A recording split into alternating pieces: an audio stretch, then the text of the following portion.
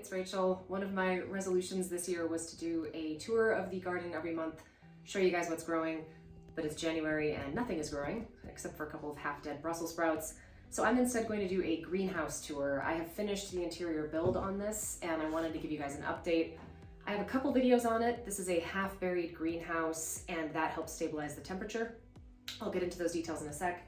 But to start, I'll do a quick SketchUp model of this, show you kind of the abstract version, a little easier to understand. This is on the south side of our house and it is 17 feet 2 inches in the east-west direction. That's our long direction to maximize the sun coming from the south. And then it is 7 feet 2.5 inches wide. You're looking for a ratio typically of about twice as long as it is wide, up to 3 times as long as it is wide, and I'm at 2.4, so I liked that ratio. I will link to the other videos I did about this being half buried, but essentially these windowsills here you can see to my right are 4 feet 7 inches above the ground, and there's soil almost immediately outside of it. So I've got a good 4 feet of soil against this outer southern wall, and that acts as a stabilizing force to help keep the temperatures in here really stable.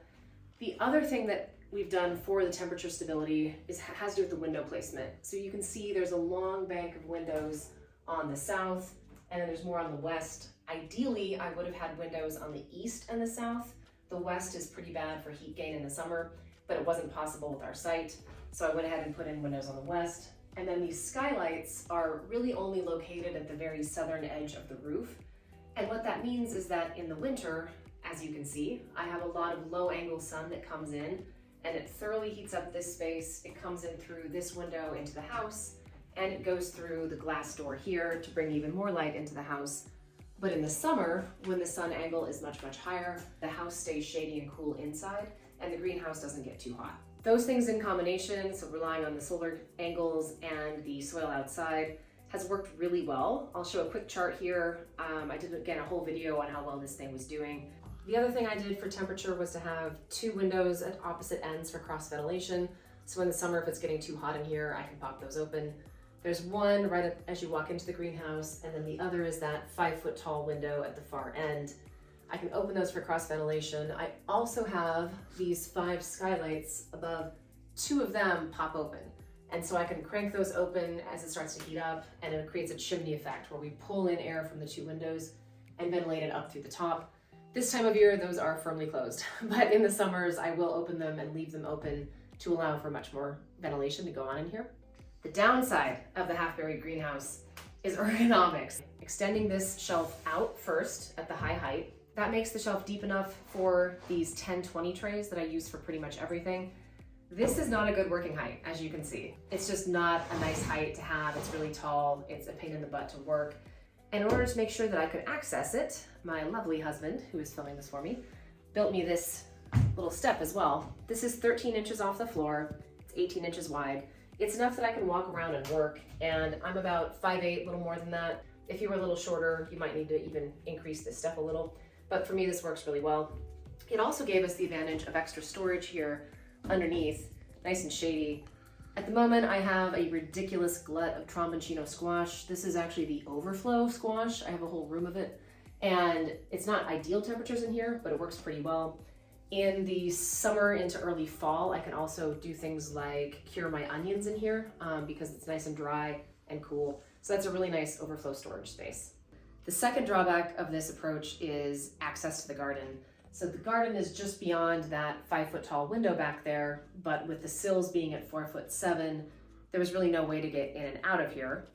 The way that we addressed this, we took this step that was already 13 inches above the ground, which is roughly like 2 step heights, added a 14-inch rise here. So again, it's kind of a big step, but it works.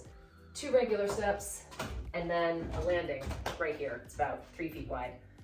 And this allows me to really easily come in and out of this window. I can simply remove the screen, like so.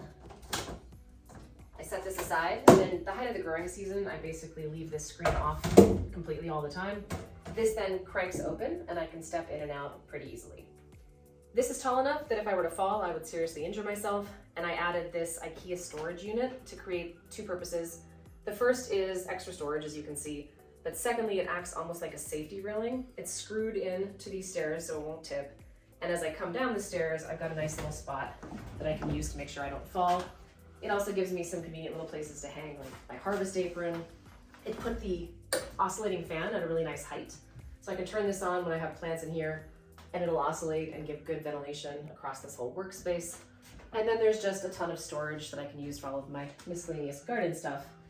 And if you're wondering why there's nothing down here, it is because I might still do one more thing in here, which would be to build a day bed underneath this window. And if I do that, I would like to be able to tuck my feet underneath that storage unit and have kind of a longer day bed. But the idea is that in the fall or kind of late winter, early spring, when it's really cold outside and I'm really needing some outdoor time, I might be able to hang out in here and have this be sort of like a winter garden space for myself, but maybe next year. Last couple of things I'll touch on as far as keeping it clean in here. We did put down garage flooring, kind of snap together grid flooring. It lifts things up and it allows dirt or potting soil to fall through. It's not so far that I can't vacuum it up, so I can run over this thing with a shop vac and easily pick up whatever falls through, but it stops me from tracking that inside the house every time I go in and out, keeps the basement cleaner. And then I did a separate video on this. I won't go back into the details on it. I'll link it if anybody is curious. This was another little IKEA hack.